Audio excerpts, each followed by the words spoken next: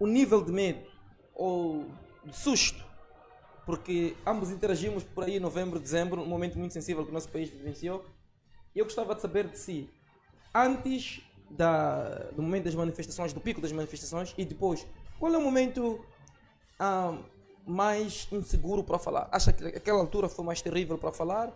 Ou agora está pior? Ou não há diferença na sua ótica? Em termos, de perseguição direta, claramente que naquela altura era muito mais perigoso. Certo.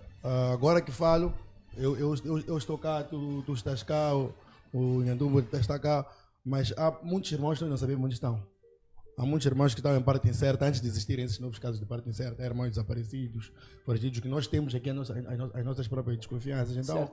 acredito que não há nenhum momento seguro e não há de haver momento seguro nenhum se a forma se as forças de defesa e segurança ou as forças de inteligência que foram feitas para defenderem interesses do Estado, que tem que saber, há que saber que o Estado não é o governo, o Estado, o povo, o povo também é Estado. Se as forças que foram feitas para defender os interesses do Estado estarem a defender os interesses do governo, simplesmente, sem pode haver esse tipo de perseguição. Ok. Muito bem, então vamos começar com o tópico de hoje. Eu penso que os colegas já têm, portanto, esta imagem é um extrato do jornal Evidências, que aborda, tal como vários outros jornais, tal como várias outras publicações, a problemática do dinheiro. Estou a falar dos mais de 30 milhões que alegadamente sumiram do Fundo Soberano, cerca de 36 milhões, e, na verdade, 33 milhões... e na verdade o governo, na pessoa da primeira-ministra, esteve ainda esta tarde numa espécie de num momento interativo com os jornalistas, no qual dizia que não houve, portanto, este rombo. Ela alega que esta verba foi retirada antes de se decretar aqui o Fundo Soberano, porque ainda não havia sido, esta designação ainda não estava lá, ou então a Assembleia da República ainda não tinha aprovado, portanto, este decreto de lei que cria o Fundo Soberano.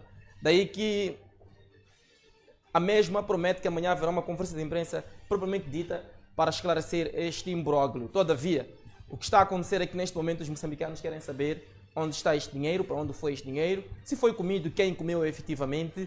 E a pergunta que eu lanço aqui a vós, enquanto painelistas nesta noite, é a seguinte: o que terá mudado depois das dívidas ocultas em diante? Será que há alguma lição que foi tirada daquele julgamento? Sabemos muito bem que houve detenções em Moçambique, pois embora agora as pessoas várias delas já estejam em liberdade, sob cumprimento da metade de pena e termo de identidade de residência. E eu gostava de saber de si, Nhantumbo, como é que vê, portanto, este escândalo que está a agitar a sociedade. Todo mundo quer saber o que é que se passa com este valor, e até fala-se muito de que os acontecimentos que tivemos nos últimos tempos realmente foram mecanismos de distração à sociedade. Como é que avalia? Olha, primeiro dizer que recebi com profunda tristeza esta informação. Outrora dizia-se que são falsas informações, eram especulações, mas hoje aparece a própria ministra a provar com A mais B. Agora, esta narrativa que vai se construindo, que na altura não existia o Fundo Soberano, mas sim o Tesouro, isto não é relevante. Não é relevante porque isto em causa aqui é o dinheiro, não é a instituição. Por mais que não existisse o Fundo Soberano, não é? Porque na altura aquilo que eram as receitas dos recursos minerais, das terras raras, iam para aquilo que é o Tesouro.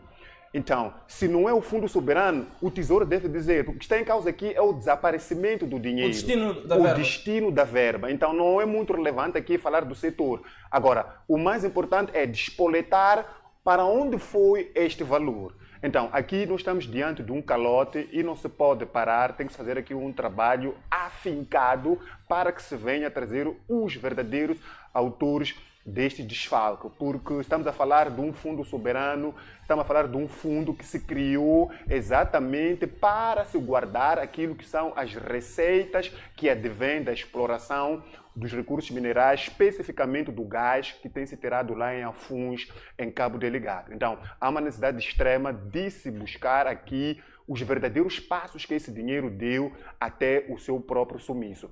O que é o Fundo Soberano? Se calhar para aquela pessoa que está lá em casa pode não ter aqui um entendimento do conceito Fundo Soberano. Vou tentar explicar aqui de uma forma fácil. O Fundo Soberano é uma maneira que o Estado moçambicano arranjou de criar uma espécie de um celeiro onde aquilo que são as receitas dos recursos minerais, especificamente o gás, é entregue neste celeiro. O Estado moçambicano faz aquilo que é o seu negócio com os recursos naturais e pega aquele dinheiro, vai deixar um fundo soberano. Mas para que serve este dinheiro? Este dinheiro tem duas visões. A primeira visão é para o orçamento do Estado e outra visão é para os projetos internacionais, ou seja, para os megas projetos. 60% vai para o orçamento do Estado, 40% vai para os megas projetos. Mas atenção aqui para a questão do orçamento do Estado. Não pode ser um dinheiro que tem que se tirar de uma forma deliberada ou deliberadamente. É um dinheiro que tem que sair somente numa situação extrema em que o país percebe que não tem outra saída onde se pode mexer este dinheiro. Por quê? Porque os recursos minerais, eles não são renováveis, são irrenováveis. Ou seja, são recursos que um dia vão acabar. Então, este dinheiro aqui não tão somente deve servir para a geração que está neste preciso momento nesta sociedade, mas também visa essencialmente fazer benefício àqueles indivíduos que estão por vir, ou seja, a geração vindoura. Quer dizer, é um dinheiro que eu posso aqui considerar sagrado, é um dinheiro que não se pode pura e simplesmente existir aqui um olheiro. Por isso que criou-se aqui várias entidades para zelar por este dinheiro, que é o Banco do Moçambique, que é o Ministério da Economia, que é o Ministério das Finanças. Esses três têm uma grande responsabilidade sobre este dinheiro. Naturalmente que tem vários outros. O Banco Central, que é o Banco de Moçambique, tem a missão de operacionalizar este valor. O Ministério das Finanças e o Ministério da Economia têm a missão de administrar este valor. Mas várias outras entidades agregaram-se a essas instituições para fazer com que este dinheiro tenha maior número de olhos. Estamos a falar da sociedade civil, estamos a falar das comissões religiosas, estamos a falar da ordem dos advogados, estamos a falar do poder político que está também sobre a chancela deste valor. Então, a pergunta que não quero calar é: como é que este dinheiro sumiu com todos estes olhos aqui, com todos estes indivíduos aqui como responsáveis desta verba que se lançou dentro deste celeiro que é o cofre do Fundo Soberano? Então, aqui vem uma inquietação. Como é que esse dinheiro desaparece? Onde é que está a ordem dos advogados? Onde é que estão as confissões religiosas? Onde é que está a sociedade civil? Para que este dinheiro aqui venha desaparecer e até hoje não temos ninguém que consegue trazer aqui uma resposta. Então, isto foi no governo anterior, porque este Fundo Soberano foi aprovado no ano 2024, no mês de janeiro. E quem estava em frente dos tiros deste país aqui era o presidente Filipe Jacinto Nyusi. Quem estava como ministro das Finanças é o senhor doutor Adriano Maleano. Quem está até agora como governador do Banco do Moçambique é o senhor Rogério Zandamela. Então, estes três aqui devem responder. Não quero eu menosprezar os demais que faziam parte deste pacote, mas estes três senhores aqui devem responder. O Tribunal Administrativo deve aqui trazer uma resposta aos moçambicanos. O Tribunal Administrativo deve parar de ser um correio pombal ou um pombo correio que só passa a vida a levar cartas e não toma aqui decisões. Tem que fazer aqui uma combinação entre o Tribunal Administrativo e a Procuradoria-Geral da República por intermédio do Ministério Público. Então deve-se trazer aqui a verdade genuína e pura aos moçambicanos para onde foi este dinheiro, porque este dinheiro é dos moçambicanos, esse dinheiro advém daquilo que é a exploração dos recursos minerais que este Moçambique tem, do leste a leste, e os moçambicanos aguardam aqui por uma resposta do Tribunal Administrativo. Nicotina, como jovem que é, um jovem artista, quando faz uma análise e vê e ouve que o seu país é um país pobre, não há oportunidades para jovens, se quisermos aqui falar de recursos que nós como jovens temos, é na verdade vergonhoso. Portanto, jovens acima dos 30 anos, jovens de 40 e tal anos, dificilmente esse jovem em Moçambique tem casa própria, tem um carro próprio, tem um trabalho condigno devido às dificuldades. Fazendo um paralelo entre estas dificuldades que o país está a passar e estes rombos que se ouve falar de dinheiros incontáveis. Estive aqui a fazer uma matemática rápida, isto vai redundar em qualquer coisa como mais de 2 bilhões de meticais. Portanto, como jovem, como é que faz essa equiparação entre a pobreza que os jovens vivenciam e os rombos que acontecem? Eu não sou muito falar de economia porque sou leigo na matéria, mas depois da tua explicação exaustiva, podemos chegar aqui a uma conclusão que o país nunca foi pobre, o país está a ser empobrecido. Porque da forma que deixamos o dinheiro de gás dar gás, acaba-se pensando que a forma que a primeira-ministra falou não foi bem-vinda. Por que eu digo isso? Eu digo isso porque, se formos fazer um cálculo, então vamos supor que Moçambique tem... A ministra falou de uma forma não bem-vinda. Exatamente. Há quem lhe viu, né? Certo. Mas quantos milhões de habitantes tem Moçambique? Algo parecido com 33, por ali perto. Não deve ser muito mais nem muito menos. Com 33 milhões de habitantes, dava para dar $1 milhão para cada habitante moçambicano. Quer dizer, que só esse dinheiro que supostamente desaparecera conseguia resolver problemas. Vamos supor se dessem só 1/3 a cada moçambicano ou a cada distrito. Conseguia resolver todo o problema, todo problema de falta de energia elétrica nas casas, criava pelo menos um ramal de acesso, que era para evitar congestionamentos, ia resolver o problema da questão dos furos de água. Então, eu acho que os dirigentes deviam dirigir da mesma forma que um bom automobilista faz, né? Okay. Sabe conseguir perceber os sinais, quando é o vermelho, com um pouco de sensibilidade neste caso, né? Nós temos dificuldades graves, cada vez o país, a cada ano que passa, vai caindo nos grandes gráficos de estatísticas de pobreza. Então, acho que está a faltar sensibilidade. Eu acho que deviam mandar alguns catequistas para os ministérios, dar um pouco de aula bíblica, ou que talvez falta esse pouco de sensibilidade. Acha que se temessem a Deus, seriam governantes diferentes? Evidentemente. Tanto que o governo, quando foi criado, no princípio, quando faz uma análise histórica do Império Grego-Romano, da Mesopotâmia, consegue perceber que sempre houve o temor a Deus. É por isso que a religião sempre foi uma classe, o clero sempre foi uma classe que esteve próximo do controle da nobreza. Mas bem que depois foi usada a própria religião para instrumentalizar as populações de tal forma. Então, eu acho que se houver sensibilidade, temos que resolver problemas graves. Jovens desempregados. Por que os jovens estão a chorar em Moçambique? Os jovens estão a chorar por um pouco de tudo. Na verdade, não há nenhum setor que está bom em Moçambique. Se há muito tempo era a igreja, nem o setor religioso está bom na igreja, já é Burgues. Então, eu acho que o grande problema de Moçambique está na regularização. Okay. Por quê?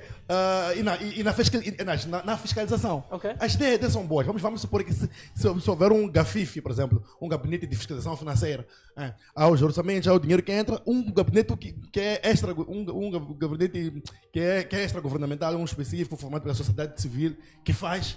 Mas temos alguns gabinetes, se posso assim dizer, sim. Temos algumas organizações da sociedade civil, como o CIP, CDD e várias outras que fazem esta investigação e muitas vezes até trazem dados concretos de casos de corrupção, mas que infelizmente não há aqui nenhum tipo de resolução. Na sua ótica, o que é que está a falhar? É a falta destes gabinetes, desta fiscalização, falta de vontade política ou uma esperteza exacerbada da parte de quem detém o poder?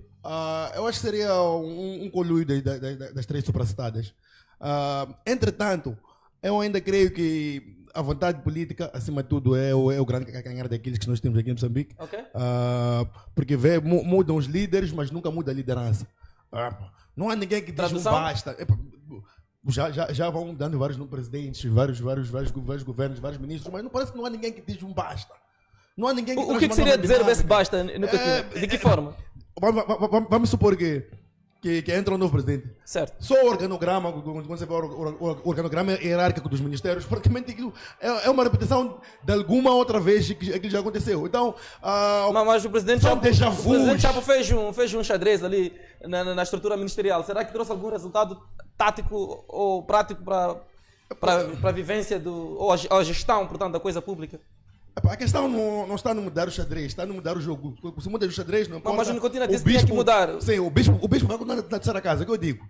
A questão não está no mudar o xadrez, está a mudar o jogo. Se é xadrez, vamos jogar damas, por exemplo. Tá a perceber? Okay. É importante. Eu acho que a questão da corrupção está enraizada desde a nossa formação, na escola, as pessoas, as meninas sabem que não precisam estudar, aquele menino que é filho do chefe, basta pagar, basta pagar o professor, vai passar, quando tem problemas com a polícia, quer resolver. Acho que é um problema que está enraizado e parece-me uma agenda internacional, não vou dizer que é da FMI, mas há muito interesse nesta questão da população moçambicana continuar academicamente frágil e tudo mais, porque se a educação continua a piorar, claro que não vai melhorar, não vai melhorar a governação. Certo. Muito bem. Então, enquanto Nicotina, portanto, recupera aqui o fôlego depois desta dissertação, eu volto cá consigo. Falava aqui o seu colega de painel sobre uma espécie de corrupção que está na raiz. Eu pergunto, qual é o remédio, qual é a receita para erradicar esta mesma corrupção? Olha, vou dar aqui um pequeno exemplo. Assistimos há bem pouco tempo, num país europeu denominado França, o antigo estadista, o Nicolas Sarkozy, não é, a receber aqui uma carta para ficar na penitenciária durante 5 anos. Mas o sistema francês não se diferencia do sistema moçambicano. É um sistema semipresidencialista, onde o presidente da República é que indica o primeiro-ministro e o primeiro-ministro faz o seu governo. Mas onde é que está a diferença aqui? A diferença está no poder judicial. O poder judicial deste país francês ele é independente. O poder judicial tem um budget que a Assembleia a nível do governo francês aprova um budget para financiar os tribunais, para que os tribunais venham trabalhar de uma forma independente. Aí o juiz ou toda aquela equipe que trabalha a nível dos tribunais, eles fazem o seu trabalho no seu belo prazer e o tempo que lhes apetece fazer o trabalho. Não estão sob a gestão do poder executivo. Agora, vindo para aqui para Moçambique, nós temos esta postura igual, mais ou menos, da França, mas nós temos aqui um entrave. Qual é que é o entrave? O entrave é que o poder judicial depende do poder executivo. Agora, a pergunta que não quero calar é: achas mesmo que o poder executivo, sabendo que é um poder capcioso, insidioso, cleptocrata, mediocrata, vai facilitar o poder judicial? Não, naturalmente não vai facilitar o poder judicial. Por quê? Porque facilitar o poder judicial significa dar transporte, dar logística, pagar salários dignos, fazer com que toda esta máquina judicial venha trabalhar, significaria estar a trazer aqui facilidades para o poder judicial pegar todos estes gatunos, ladrões, que andam a dilacerar o Estado moçambicano, que andam a dilapidar o Estado moçambicano para os escalabouços. Por isso que o poder executivo dificulta aquilo que é o crescimento, o desenvolvimento do poder judicial, exatamente para o poder judicial não ter capacidade de fazer aquilo que é o seu trabalho, de pegar o ladrão e colocar dentro da cadeia. Essa é a razão que eles não desembolsam aquilo que deve ser desembolsado para com que esta instituição trabalhe. Vou dar um pequeno exemplo. Nós temos aqui, a nível de Cambuquane, Campo Fumo, nós temos tribunais que, se tu fores para lá neste preciso momento, vai perceber que não tem aquilo que é resma, folha A4, tribunais que em algum momento não têm energia no contador. E como é que tu esperas que este tribunal vai ter uma resposta em altura para o cidadão? Dificilmente. Por quê? Porque o orçamento do Estado ainda não chegou até esses tribunais. E outro ponto também não menos importante é o próprio tribunal administrativo. Nós temos que sair deste modelo. Este modelo é um modelo muito antigo que nós herdamos dos portugueses, se não me engano, em 1924, 1926.